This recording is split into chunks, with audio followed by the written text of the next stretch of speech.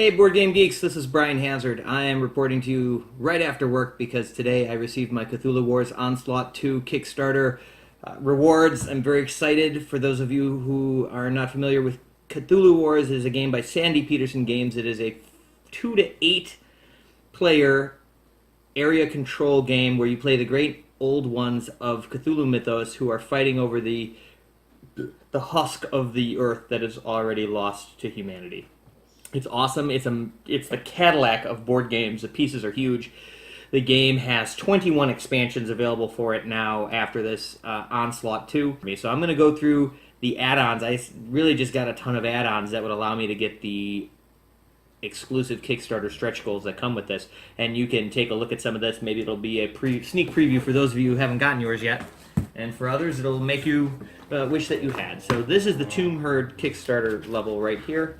And with this, you get some updated trackers and Ritual Track, Doom Track, a little thicker, a little nicer quality, some corrected spell books for the ancient ones as they made some adjustments to them, and some adjustments to the some of the ancient ones that came in the base game as well. So that's the first part of this. And then I'm not going to make you watch me try to put all this in the right order. We're just going to shove that back in there. So this is one of the stretch goals that you get, which is much improved, updated components. Big, thick card stock for the ancient ones that came in the base game. Really nice. I like this a lot. New game smell. I love it. So that's what these are. You get one for all the major ancient ones. So that is this. Okay. What else? I'll tell you. I also got, oh, of course, the Omega Rulebook. Cthulhu Omega Rulebook. This is the biggest and most beautiful rulebook I've ever seen for any board game. Hard copy, beautiful stock, awesome art, as you can see there. Beautiful, fully illustrated. Has the entire core rules plus information on every single expansion available. So even though some of the expansions come with their own rulebooks, it doesn't matter. All the rules are here. I didn't see any typos in here, which is really nice and refreshing. One of the Kickstarter stretch goals is glow-in-the-dark ancient ones. So all the ancient ones that came in the base game, plus all the ancient ones that are available as expansions in their glow-in-the-dark form. And as an exclusive, Cthulhu, of course. So there you have Cthulhu there with the Go to the Woods.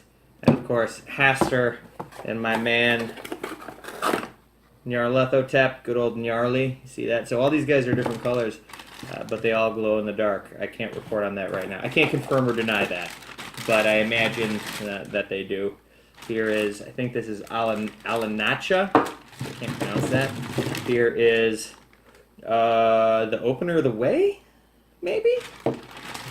And here is the glow-in-the-dark Sleeper. And actually, speaking of the Sleeper expansion comes with the Sleeper, so his twin brother. Let's see him now, shall we? We open this up, so it comes with his spell books, his Sleeper faction card, which I now have the upgraded version of, and the Sleeper. So, original Sleeper, glow-in-the-dark Sleeper. They actually look almost exactly alike. They both look like Angry Muppets, mixed with cave trolls. Something like that. So there's those guys. If you haven't figured out yet, Cthulhu Wars, everything about it is over the top. This is the size of a normal mini that you would see, standard mini for a game, right? There's that. And then here's Cthulhu next to him. So his wings don't even fit on my screen. I have to back up. Yeah, like that. So everything is absolutely huge and beautiful. So I call it the Cadillac of games. Did it need to be? This is completely outrageous. None of this needed to be that big, but who cares? That's what makes it, part of what makes it so amazing, and arguably so popular with people. But wait, there's more. There's more stretchy, Kickstarter-y type goals that you got with this. Oh wait, what's in here?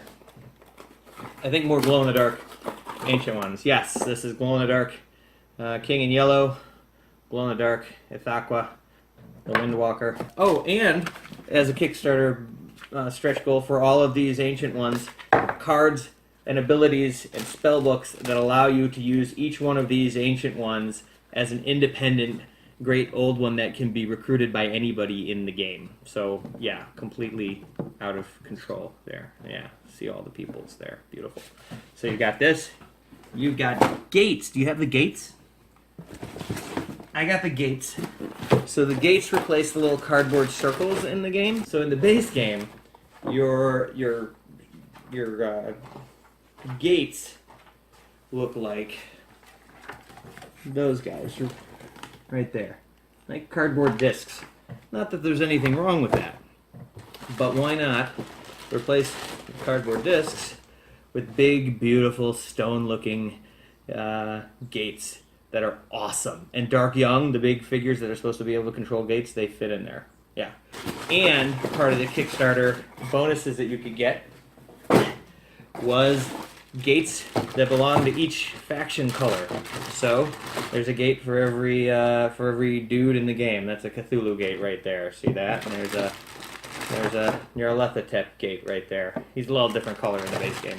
So, and they also included some rules called the color in the gate, I think it's called, which changes that each of these gates have a different ability that kick in every turn. A d6 is rolled, and they have different abilities that happen based on what's rolled, and each one of them has different abilities, in case you wanted more to keep track of.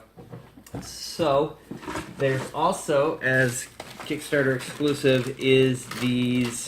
Get that out of there. These minis are designed so that you can create your own faction. Part of the stretch goals are PDF files that allow you to print out and create your own spell books and a faction card for your own faction. And then you even have a couple of sculpts that are just cool and are like collectory sculpts. And also, I picked up these battle dice. The battle dice were available in the original Kickstarter game. So in this game, a 6 is a kill and a 4 and a 5 is a pain. So these dice have that for a kill and that for a pain.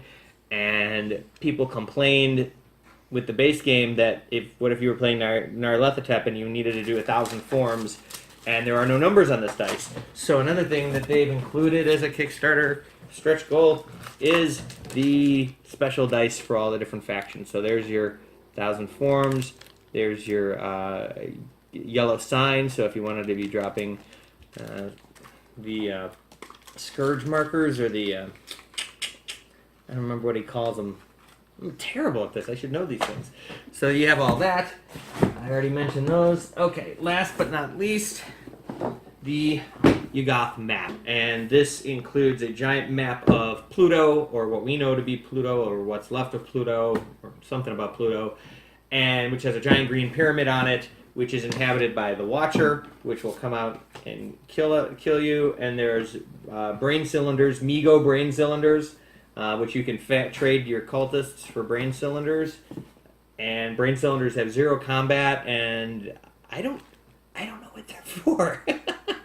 They have a purpose, a strategic purpose. Everything does. Big rule book, which doesn't matter because they have the Omega rule book. But here's the boards for the game. It's 2 boards just like the base game. You have 3 and 5 player sides, and you switch it based on how many players you have. And here's, falling over. There's the pyramid, right? The pyramid slope, and the Watcher comes out of the pyramid and does terrible things to people. Here's the Watcher. There's that dude right there. He's the guy that comes out and attacks everybody. He is terrifying looking. And then these are the slime molds that you can recruit during this game. And they act as monsters that you control to do awful things to other people. Yeah, see? Slime mold. Whew! That was a whirlwind, wasn't it? I think I've showed you everything that's so this is all of the Kickstarter exclusive stretch goals minus 1, I believe. Tell me in the comments if I'm wrong. But the only one I know I didn't get was the HP Lovecraft bust that's used as a first player token, and you can point it which direction you want it.